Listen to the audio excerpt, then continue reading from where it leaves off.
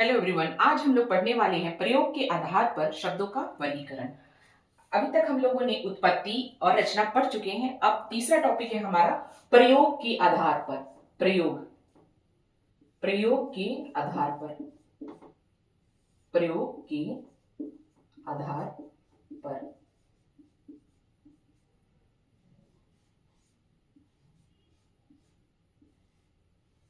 प्रयोग के आधार पर शब्दों का वर्गीकरण। शब्दों का वर्गीकरण।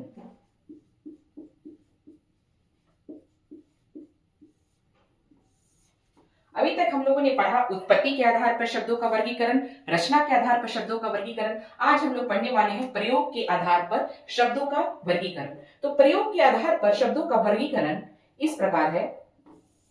प्रयोग के आधार पर शब्द को दो भागों में बांटा गया है। एक है विकारी शब्द और एक है अविकारी शब्द। एक है विकारी शब्द और एक है अविकारी शब्द।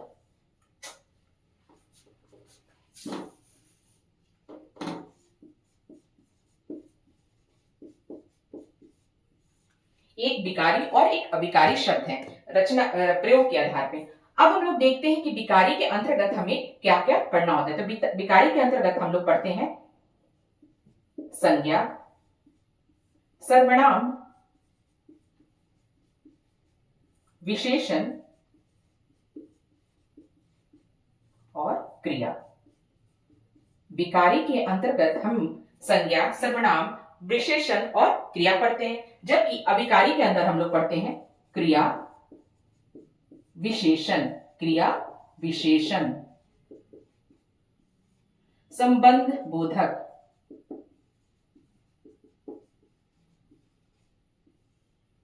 समुच्चय बोधक,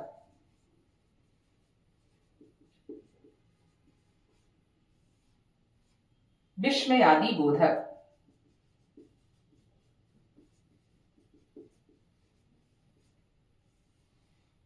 और लास्ट है निपात। शब्दों का वर्गीकरण हम दो भागों में किए, विकारी और अविकारी। विकारी के अंतर्गत हम लोग पढ़ेंगे संज्ञा, सर्वनाम, विशेषण, क्रिया, और अविकारी के अंतर्गत हम लोग पढ़ेंगे क्रिया विशेषण, संबंध बोधक, समुच्चय बोधक, विस्मयादि बोधक और निपात। विकारी के अंतर्गत ये सारे लिंग, वचन, कारक और काल से परिवर्तित होते हैं। क्या होते हैं? तो परिवर्तित होते हैं। जैसे यहां हो सकता है, जैसे लड़की खा रही है, लड़की खा रही है, तो यहां परिवर्तन हो सकता है लड़कियां खा रही हैं, लड़कियां खा रही हैं।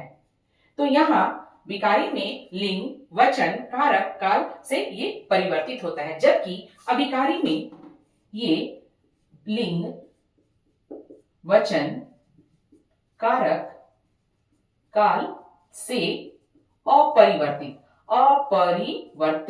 होता है। मतलब इसमें परिवर्तन नहीं होता है। जैसे एग्जाम्पल है धीरे धीरे, धीरे धीरे, तो क्या हम धीरे धीरे को परिवर्तित कर सकते हैं? जैसे धीरा धीरा, ये सुनने में गलत लग रहा है तो कहने, और ये अव्यय रूप होते हैं। जो विकारी शब्द है उनको हम लोग अव्यय कहते हैं। तो कहने का मतलब यहाँ ये हुआ कि अविकारी शब्द में लिंग, वचन, कारक, काल से ये परिवर्तित नहीं होता है, जबकि विकारी में ये लिंग, वचन, काल, कारक से ये परिवर्तन इसमें होता है। अब आगे की क्लास में हम लोग बारी बारी से एक एक टॉपिक देखेंगे कि संज्ञा किसे कहते हैं, सर्वनाम, विशेषण, क्रिया, क्रिया विशेषण, संबंध बोधक, समुच्चय बोधक, विस्मयादि बोधक और निपात।